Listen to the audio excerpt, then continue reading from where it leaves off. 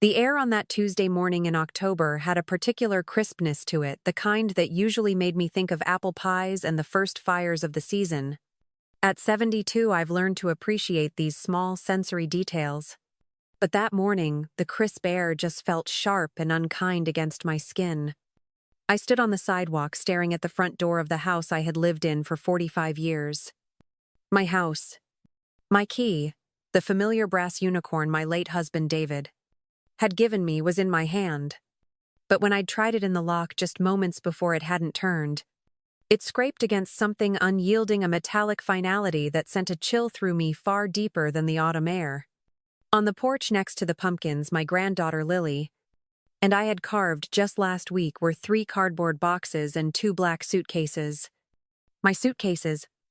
The boxes were sealed with packing tape, my name scrawled across the top in my daughter-in law's immaculate impersonal script. Eleanor. Taped to the front door was a cream-colored envelope, also bearing my name. My hand trembled as I pulled it free. The paper was thick, expensive. The kind you use for wedding invitations, not for severing a life. The note inside was brief, a masterpiece of casual cruelty. Eleanor. It began because my son's wife, Sarah, had stopped calling me Mom about 5 years ago. As we discussed, it's time for us to have our own space. We've moved your things to the garage apartment. It's all set up for you. We'll be changing the locks for security reasons. Please don't make this difficult. This is what's best for everyone. Mark and Sarah. As we discussed, the phrase hung in the air, a phantom of a conversation that had never happened. There had been no discussion. There had been hints, of course, dropped with increasing frequency. Comments about how the house was getting too big for me, how they needed more room for the children, how it was a burden on them to have to worry about me rattling around in all those rooms. I'd brushed them off the way a mother does, attributing them to the stresses of modern life, of raising 2 children in a world far more complicated than the one I grew up in. I never imagined it would come to this. My own son Mark. Locking me out of the home. David and I had built where we'd measured our children's heights against the kitchen doorframe, where every scuff on the hardwood floor told a story. My first thought was a wave of pure, disorienting shock. My breath caught in my chest. It felt like the world had tilted on its axis. I looked from the useless key in my hand to the boxes on the porch. My life neatly packed away. The old photo albums, my grandmother's china, the worn copy of Pride and Prejudice I read every year. All relegated to the detached garage we'd converted into a small guest suite years ago, a place for holiday overflow, not a permanent residence for the matriarch of the family. Then another thought surfaced, slicing through the fog of disbelief with the sharp clarity of a shard of ice. The mortgage. I was the one who paid the mortgage. Every month for the last 7 years since David had passed and Mark had helped me with the estate paperwork. He had convinced me with a soft voice and concerned eyes that it would be simpler for tax purposes and to avoid probate down the line if he put the house in his name. He was my only son, my brilliant, capable Mark. I trusted him implicitly. It was a formality, he'd assured me. Nothing would change. And nothing had. I continued to make the $1,800 payment directly from my pension and Social Security, a significant chunk of my income. But one I paid without a second thought. It was my home. Paying for it was as natural as breathing. The realization hit me with the force of a physical blow. They had locked me out of a house I was actively paying for. They hadn't just displaced me, they were using my money to do it. That single thought was an anchor in the swirling chaos of my emotions. The shock began to recede, replaced by a slow-burning anger. It wasn't a hot flashing rage, but a cold, heavy weight settling in my chest. They hadn't just been ungrateful, they had been strategic. All those little moments I had dismissed suddenly clicked into place, forming a disturbing mosaic of manipulation. Sarah complaining about the dated kitchen I'd refused to renovate. Mark sighing dramatically whenever he had to fix a leaky faucet, making it seem like a Herculean task. Their insistence on managing my online banking. To protect you from scams, Mom. It hadn't been about protection. It had been about control. It had been about information. They knew exactly what I paid, exactly when the money came out of my account. They had counted on my love, my trust, and my perceived ignorance of financial matters to make me a silent, compliant benefactor to their takeover of my life. I walked as if in a trance to the side of the house and followed the stone path to the garage. The door was unlocked. Inside, the space was cold and sterile. My bed was hastily made in the corner. The boxes of my life were stacked against one wall. It smelled of dust and gasoline. There was a small bathroom and a kitchenette with a microwave and a mini fridge. It was clean, functional, and utterly soulless. It was a holding cell. I looked at the single window which faced the back of the main house. I could see the kitchen light on. I imagined them inside, Sarah making coffee, Mark reading the news on his tablet, the children getting ready for school, their lives continuing uninterrupted in my home while mine was in boxes. The humiliation was a physical thing, a sour taste in my mouth. But as I stood there shivering in the cold garage, something else began to rise. A lifetime of raising children, managing a household, teaching 4th grade, and navigating the world had taught me a thing or two about resilience. I had faced down parent-teacher conferences that felt like international summits. I had stretched a single paycheck to cover a month of groceries. I had nursed a husband through his final illness with a strength I didn't know I possessed. I was not a fragile old woman who would simply fade away into a garage apartment. They had mistaken my kindness for weakness, my generosity for foolishness. I pulled out my phone, my fingers surprisingly steady, and scrolled to a name I hadn't needed to call for help in years. Margaret. My friend, since we were 5 years old, a woman with a spine of pure steel and a loyalty as fierce as a mother bear's. She answered on the second ring. Eleanor. Is everything all right? You're up early. Tears I hadn't realized I was holding back began to well in my eyes, but I kept my voice even. Maggie, I said. I need you to come and get me. Mark and Sarah have locked me out. There was a moment of stunned silence followed by a string of curses that would have made a sailor blush. I'm on my way, she said, her voice a low growl. Don't you move a muscle? And Eleanor. Don't you Dari cry. We're not giving them the satisfaction. Hanging up, I took one last look around the garage. This was not my home. This was an insult. They thought they had won. They thought they had neatly solved the problem of what to do with me. They saw me as a relic, a piece of old furniture to be stored away, a quiet monthly debit from my bank account. They had no idea who they were dealing with. As I walked out of that garage and back to the sidewalk to wait for Margaret, I wasn't just a displaced mother. I was a creditor, and I was about to call in their debt. The quiet life I had planned for my golden years was over. In its place, a different path was forming, one of strategy, of leverage, and of a justice they would never see coming. They wanted the house. Fine. They would learn what it truly cost. Margaret's ancient Volvo roared up to the curb like a chariot of righteous fury. She was out of the car before the engine was off her face. A thundercloud. At 73, Maggie still had the fiery red hair of her youth, though it was now a more distinguished auburn, and her eyes, magnified by her glasses, snapped with indignation. She didn't hug me or offer platitudes. She simply opened the trunk of her car. Let's get the essentials, she said, her voice clipped. We'll deal with the rest of that junk later. Legal battles are best fought on a full stomach, and after a good night's sleep in a proper bed. We loaded my suitcases and one box, the one I knew contained my important documents and photo albums, into her car. I didn't look back at the house. Looking back felt like a concession, and I was done making concessions. The 40-minute drive to Maggie's home was filled with her strategic, furious monologue.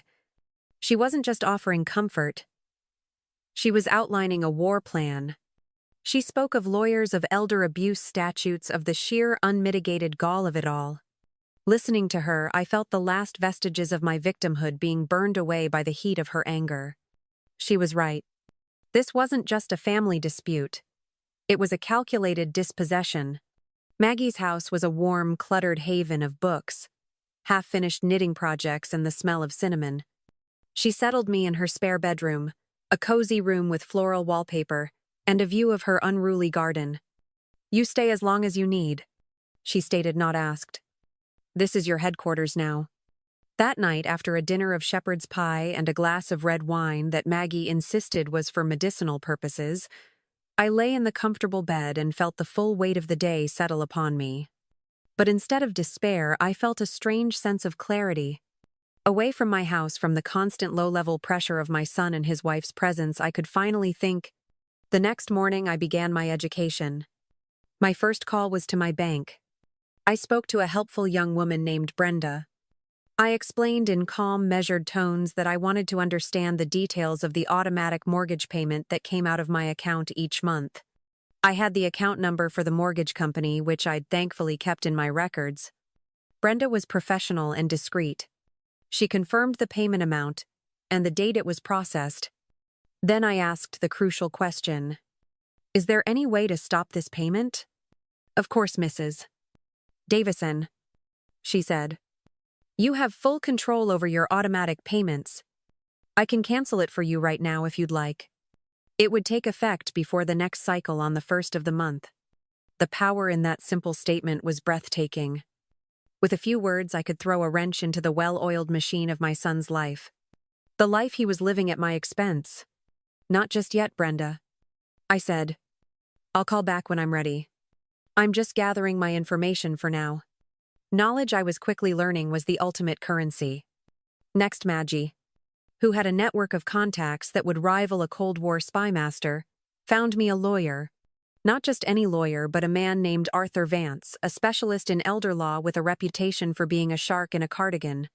Our first meeting was 2 days later. Mr. Vance's office was not what I expected. It was filled with plants and comfortable chairs, more like a living room than a legal fortress. He was a man in his late 50s with kind eyes and a direct manner that I appreciated. I told him everything from the estate planning conversation with Mark 7 years ago to the note on the door. I brought the single box of documents I had salvaged, which contained years of bank statements showing the mortgage payments being debited from my account. I had every single one. Mr. Vance listened without interruption, his expression unreadable. When I finished, he folded his hands on his desk. "Mrs. Davison," he said, his voice gentle but firm. "What your son has done is not just morally reprehensible, it's potentially illegal on several fronts. The verbal agreement you had, combined with your consistent and documented payment of the mortgage, gives you a powerful legal position. We can argue that you have what's called an equitable interest in the property regardless of whose name is on the deed." He explained the concept of an equitable lien, a claim on the property to secure a debt, which in this case was the tens of thousands of dollars I had poured into it since the title transfer. He laid out a strategy. The first step, he advised, was not to storm the castle but to cut off the supply lines. "You're going to stop paying the mortgage," he said, a faint smile playing on his lips. "Immediately. But won't that hurt my credit?" I asked, the responsible rule-following part of me flinching at the thought of a missed payment. "Whose name is on the loan?" he asked. "Well, Mark's," I said. "He had to get a new mortgage when the title was transferred." "Exactly. Mr. Vance said. The late payment notices, the calls from the bank, the damage to the credit score, all of that will go to the legal owner of the property. Your son. He will be the one to bear the immediate consequences." The beautiful, cold logic of it was stunning. Mark had wanted the house in his name. He had wanted the ownership, the asset, the status. Now he would get the liability that came with it. Leaving Mr.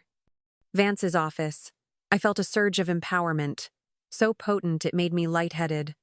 I was no longer just a wronged mother. I was a plaintiff with a plan. That afternoon, I made 2 phone calls. The first was to Brenda at the bank. "Brenda," I said, my voice clear and steady, "I'd like to cancel that automatic mortgage payment now." The second call was to the local community college. I had seen an ad for a part-time administrative assistant in their library. It wasn't much, but it was a start. It was a declaration of independence. I got the job. It was 20 hours a week, organizing periodicals and helping students with the catalog system. The pay was modest, but the feeling of earning my own money, of not being dependent on a pension that was being siphoned off to fund my own eviction, was priceless. My days took on a new rhythm.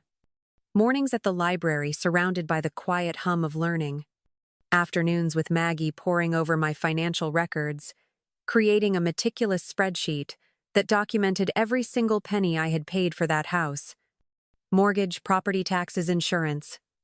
Even major repairs like the new roof we'd put on 3 years prior. The total was staggering. As the first of the month approached, a nervous energy buzzed within me. This was my first real move on the chessboard. The day the mortgage payment was due came and went. Silence. 2 days. 3. On the 4th day, my phone rang. It was Mark. I let it go to voicemail. The message he left was tight-strained. "Mom, call me. The bank sent a strange letter. I think there's been a mistake with the mortgage payment." I didn't call back. The next day he called again. And again. The voicemails grew more frantic. "Mom, this is serious. They're saying the payment is late. It's going to affect my credit. Did you forget to pay it? Call me back now." He sounded panicked, indignant. The thought that I might have chosen not to pay seemed not to have entered his mind. The entitlement was breathtaking. He had kicked me out of my home, yet he still expected me to finance his life without interruption. The following week, a certified letter arrived at Maggie's house, forwarded from my old address. It was from a real estate agency. My hands shook as I opened it. It was a purchase agreement. For my house. Mark and Sarah were in the process of selling it. The closing date was 6 weeks away. Tucked behind the agreement was a brochure for a new housing development on the other side of town, larger, more modern homes with gourmet kitchens and master suites. They weren't just kicking me out. They were cashing me out. They were planning to sell my home pocket, the substantial equity I had built over decades, and upgrade their lives, leaving me in a garage. This was the moment the last shred of sentimentality I held for my son died. This wasn't a mistake or a misunderstanding. This was a premeditated, calculated betrayal of the highest order. My fight was no longer just about getting my house back. It was about making sure they never profited from their cruelty. The game had just escalated, and I was more than ready to play. The discovery of the purchase agreement lit a fire under me. The cold, calculated nature of their plan was laid bare. This wasn't just about getting more space. It was a cash grab. They were leveraging 45 years of my life and my late husband's hard work for a down payment on a bigger, better dream for themselves. Mr. Vance was grim but not surprised when I presented him with the new evidence. "This clarifies their motive," he said, tapping the document. "And it gives us a timeline. We need to act before that closing date." Our strategy shifted into a higher gear. "Mr. Vance explained our next move. Filing for an equitable lien and a lis pendens." He described the lis pendens as a cloud on the title. A public notice to any potential buyers that there was a lawsuit pending that affected the property. It would effectively halt the sale in its tracks. No sane buyer would proceed with a clouded title. The thought of Sarah and Mark so close to their prize being blocked by a legal document of my making was a deeply satisfying one. While Mr. Vance prepared the legal filings, my job was to continue building my case and my independence. My part-time job at the library became my sanctuary. My colleagues, a diverse group of academics and students, knew me only as Eleanor, the quiet, efficient woman who always knew where to find the most obscure journals. They didn't see a victim. They saw a competent peer. That respect was a balm to my wounded spirit. I found I was good at the work. My mind, which had felt foggy with grief and shock, sharpened. Organizing, researching, helping others. It was a return to the person I was before I became just mom. Meanwhile, the pressure on Mark was mounting. The calls became a daily occurrence. He alternated between desperate pleading and angry demands. His voicemails were a study in unraveling entitlement. "Mom, you have to fix this. The bank is calling me constantly. Sarah is a wreck. Our credit is being destroyed. What did you do?" He still couldn't fathom that my actions were deliberate. In his mind, I was either incompetent or forgetful, a malfunctioning ATM that needed to be reset. He never once asked if I was okay, where I was living, or why I might be upset. His entire focus was on the disruption to his plans. Maggie was my rock. She listened to every frantic voicemail with me, offering her own colorful commentary. She made sure I ate, that I was prepared for my meetings with Mr. Vance, and that I never for a moment doubted the righteousness of our cause. Her friendship was the one constant in a world that had been turned upside down. Our evenings were spent organizing my evidence. We created a binder, a thick, heavy tome of betrayal. It had sections for bank statements with the mortgage payments highlighted in yellow, a section for property tax bills I had paid, a section for the receipts for major home improvements, the new furnace, the updated electrical panel, the roof. Every document was a brick in the wall of my case. The most damning evidence came from an unexpected source. While sorting through old papers, I found the original closing documents from when David and I first bought the house. And with them, a file from when Mark had helped me with the estate. I found the document where I had signed the house over to him. A quitclaim deed? I remembered the day clearly. Mark had come over with a stack of papers explaining it was all just to make things easier for me. He'd pointed and said, "Sign here, Mom." I had trusted him. I had not read the fine print. But now, looking at another document in that same file, my blood ran cold. It was an estimate from a mortgage broker dated 2 weeks before I had signed the deed. Mark had already been planning to remortgage the house in his name before he even owned it. This wasn't a plan that evolved, it was a long con. Presenting this to Mr. Vance, I felt a grim sense of vindication. "This proves premeditation," he said, his voice quiet. "This is no longer just about financial entitlement. This is fraud." He explained that while proving criminal fraud was a high bar, this document gave us immense leverage in a civil case. It showed a clear intent to deceive. The day Mr. Vance filed the lis pendens was a milestone. I felt a sense of nervous triumph. The trap had been set.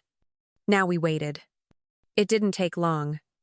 A week later, my phone rang. This time it was Sarah. Her voice, usually so smooth and controlled, was shrill with panic.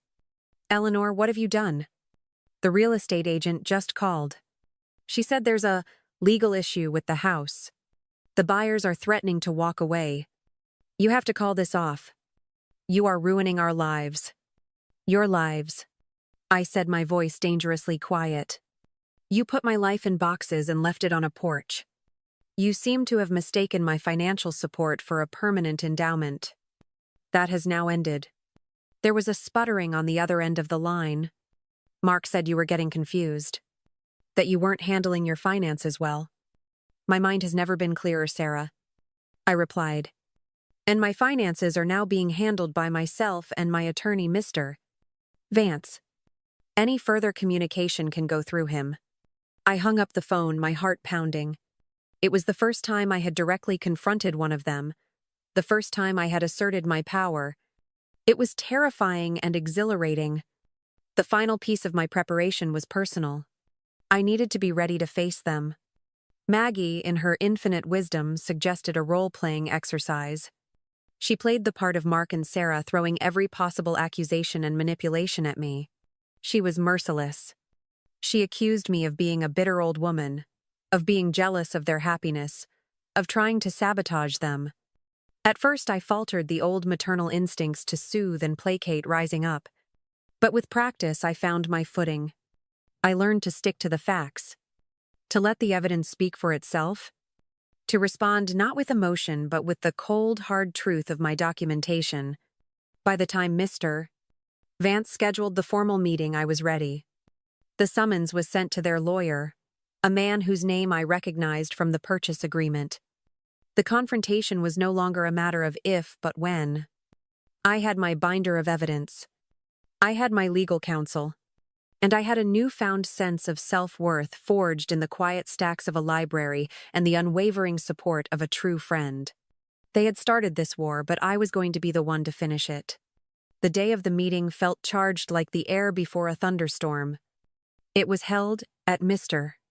Vance's office a neutral territory that already felt like my home ground. Maggie drove me her hand, squeezing my shoulder before I got out of the car. "Remember who you are, Eleanor," she said. "You're not just their mother. You're their biggest creditor." I walked into the conference room with a calm I didn't entirely feel. My binder of evidence was tucked under my arm, its weight a solid, reassuring presence. "Mr." Vance stood to greet me, his presence exuding a quiet confidence that bolstered my own. We sat on one side of a long, polished mahogany table. I chose the chair at its head. Mark and Sarah arrived a few minutes later with their lawyer, a slick-looking man in an expensive suit. My son wouldn't meet my eyes. He looked haggard, dark circles under his eyes. Sarah, however, stared at me with pure venom. Her mask of polite daughter-in-law had been incinerated, revealing the hard, grasping woman beneath. She looked as though she wanted to physically leap across the table. Their lawyer, Mr. Hayes began with an air of patronizing bluster. "Mr. Vance," he started. "My clients are deeply distressed by this misunderstanding. Mrs. Davison is a beloved member of their family, and they are certain this can all be resolved amicably. They are prepared to offer a generous arrangement for her continued comfort." He spoke as if I were a piece of troublesome luggage they were trying to check. "Mr. Vance simply smiled. "Mr. Hayes, we are not here to discuss my client's comfort. We are here to discuss the matter of the equitable lien we have filed against the property at 123 Maple Street and the clear evidence of fraudulent inducement and unjust enrichment. Amicable is not the term that comes to mind." He then gestured to me. I opened my binder. With steady hands, I turned the first page. "For the past 7 years," I began, my voice clear and even, "I have made every single mortgage payment on that house." I slid a neatly organized summary sheet across the table, followed by the first stack of bank statements, each payment highlighted. Mark flinched as if he'd been struck.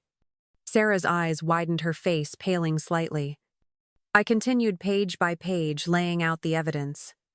The property tax payments, the homeowner's insurance premiums, the receipts for the new roof, the furnace, the electrical work. My voice never wavered. I was not a hurt mother pleading for love. I was a financial stakeholder presenting an audit. The total of my direct contributions to this property since the title was transferred into my son's name is $192,458.12. I concluded, closing the binder. There was a heavy silence in the room. Mr. Hayes, the slick lawyer, looked stunned. He was clearly unprepared for this level of meticulous documentation. He turned to Mark, a silent, furious question in his eyes. Mark just stared at the table, his face ashen. Sarah found her voice first. "This is absurd." She snapped, her voice high and tight. "We paid for groceries. We drove her to doctor's appointments. You can't put a price on family care." This was her contribution to the household. "I am not talking about groceries, Sarah," I said, my gaze locking with hers.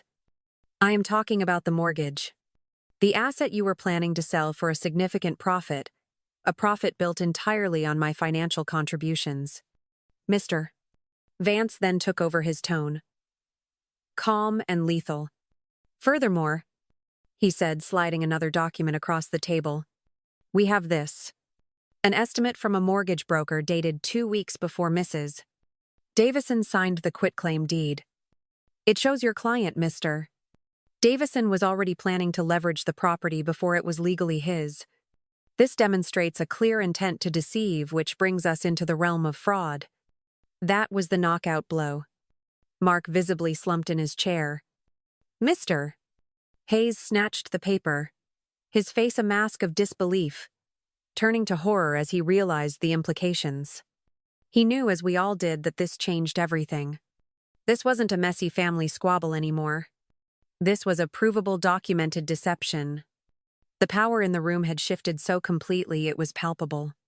Mark and Sarah were no longer the generous caretakers of a confused old woman. They were exposed. Their lawyer, who had walked in expecting to intimidate and placate, was now on the defensive, his client's liability growing by the second. What? What do you want? Mark finally mumbled, his voice thick. It was the first time he had spoken, the first crack in his defensive wall. What I want, Mark, I said, leaning forward slightly, is to be made whole. But before we discuss the terms of that, I want you to understand the position you are in. The sale of the house is frozen. Your credit is deteriorating daily. Every day that passes, your financial situation becomes more precarious. The new life you had planned is slipping through your fingers. And all of it is a direct consequence of your own actions. Sarah began to cry. But they were not tears of remorse. They were tears of pure, frustrated rage. You're destroying us, she sobbed. The new house. We'll lose our deposit. We can't get a mortgage now. This is all your fault.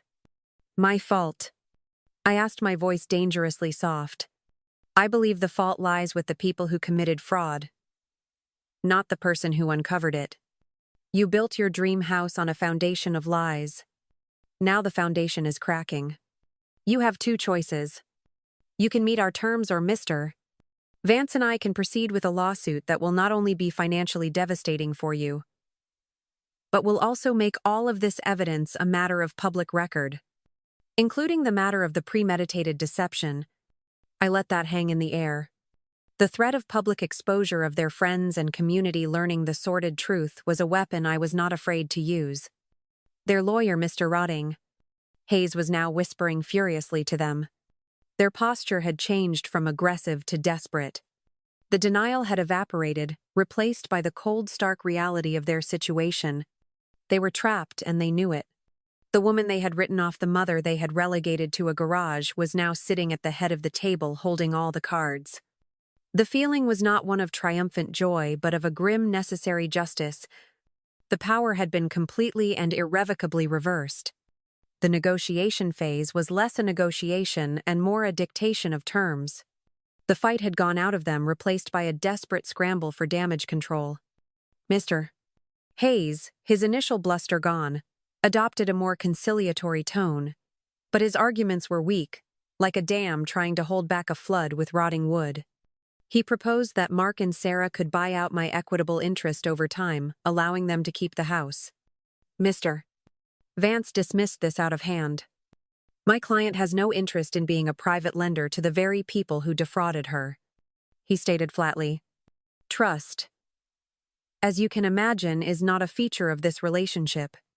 We have one offer, and it is non-negotiable. I had spent the previous evening with Maggie and Mr. Vance meticulously crafting my terms.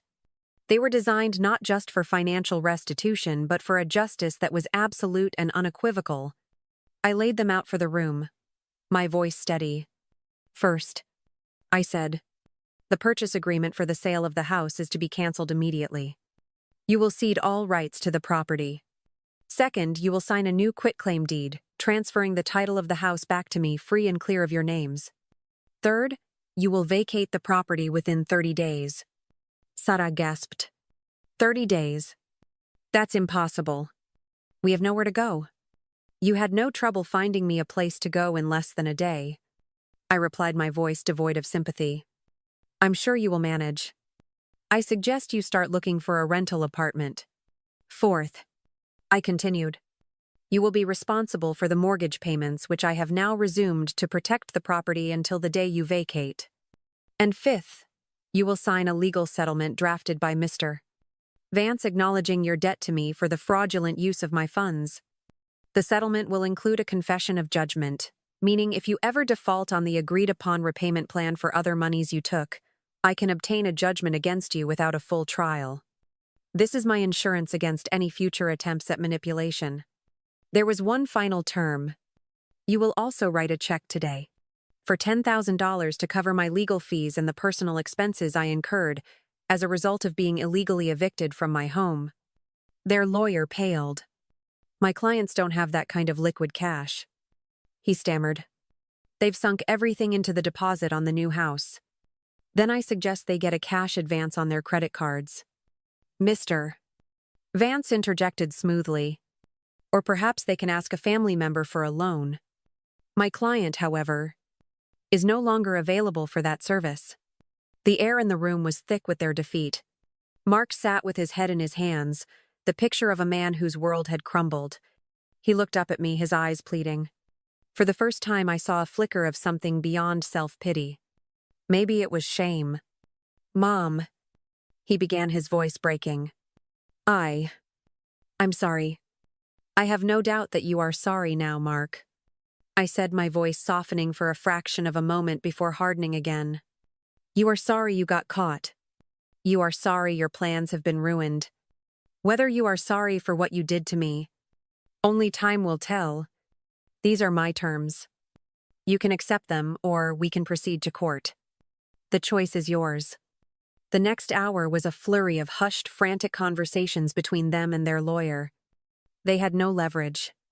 The evidence was overwhelming, and the cost of a public lawsuit, both financially and reputationally, was a risk they couldn't afford. Finally, Mr. Hayes sighed a long, weary exhalation of defeat. "My clients," he announced formally, "agree to your terms." The feeling was not of elation, but of a profound, somber satisfaction. Justice was being done. The legal documents were signed. The quitclaim deed, the settlement agreement, the confession of judgment. Sarah wrote the check for my legal fees with a hand that shook with rage, the pen scratching angrily against the paper. The victory was complete. They left the office not as a power couple on the verge of a grand new life, but as a defeated pair facing the harsh reality of their actions. They would have to find a new place to live. Their credit would be in tatters, and they would be legally bound to a repayment plan for years to come. The grand house they had coveted was lost to them, and the humble home they had despised was now once again mine. The 30 days that followed were surreal. I stayed with Maggie, visiting the house only once with Mr.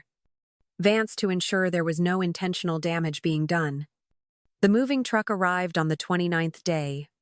I watched from Maggie's car down the street as they loaded their belongings. They looked smaller, diminished. The swagger was gone. On the 30th day, their lawyer delivered the keys to Mr. Vance's office. The house was mine. Walking through the front door that evening with my own key was a moment I will never forget. The house was empty, echoing with the absence of their lives, but it felt clean. It felt like my own again. The first thing I did was walk to the garage, to the cold little room where they had stored me. I stood there for a long moment, then closed the door on that chapter of my life for good. I was home. Reclaiming my house was one thing. Reclaiming my life was another. The first few weeks were a blur of activity. I had the entire house professionally deep cleaned, as if to scrub away the very memory of their presence. I moved my furniture out of storage and back into its rightful place. Every familiar object I unwrapped: a ceramic vase, a framed photograph. My collection of well-loved books felt like reclaiming a piece of myself. I painted over the trendy gray walls Sarah had insisted on with my favorite shade of warm, buttery yellow. The house began to breathe again. It began to feel like my home. My job at the library continued to be a source of joy and purpose. I increased my hours, enjoying the routine and the quiet dignity of the work. I made friends among my colleagues, people who knew me as Eleanor, the witty woman with a surprising knowledge of military history, not as a cast-off mother. My independence was no longer just a strategy, it was my reality. I was paying my own bills, managing my own finances with a new fierce vigilance, and building a life that was entirely my own. The aftermath for Mark and Sarah was harsh. They moved into a cramped rental apartment across town. The loss of their deposit on the new house, combined with the legal fees and the first payments of their debt to me, had left them financially crippled. The public record of the Lispendens, though removed, had been enough to poison their reputation within their social circle. The story, in a sanitized version, had leaked. They were the couple who had a difficult family situation that had cost them their dream home. About 2 months after they moved out, Mark called me. His tone was different this time. There was no anger, no pleading, just a hollowed-out exhaustion. He asked if he could see me. I was hesitant, but a small part of me, the part that would always be his mother, agreed. We met at a neutral location, a small park halfway between my house and his apartment. He looked older than his 42 years. He told me that Sarah had left him. The financial pressure and the public humiliation had shattered their marriage, which I now realized had been built on a very fragile foundation of material ambition. He took full responsibility not just for the fraud but for the years of emotional manipulation that had led to it. He admitted he had come to see me as an obstacle to the life he felt he deserved. He cried. They were not the tears of a cornered man, but the tears of a broken one. I lost everything, he said, his voice choked. My wife, my home, my mother. I destroyed everything that mattered. It was the apology I had never thought I would hear. It was real. I did not offer him false comfort or easy forgiveness. I told him that forgiveness was a long road and that trust once broken so catastrophically might never be fully restored. But for the first time I saw a glimmer of hope for the man he could become. I told him that the first step on that road was for him to rebuild his own life honestly and humbly, without my help. Our relationship since then has been tentative, careful. He calls once a week. We talk about his new job, an entry-level position at an accounting firm, and his efforts to get his life back on track. There is no talk of money. There are no requests for help. It is a relationship being rebuilt from the ground up on new terms of respect and accountability. I am not sure what the future holds for us, but I am open for the first time to the possibility of a future. My life now is fuller and richer than it has been in years. Maggie and I have a standing weekly dinner date.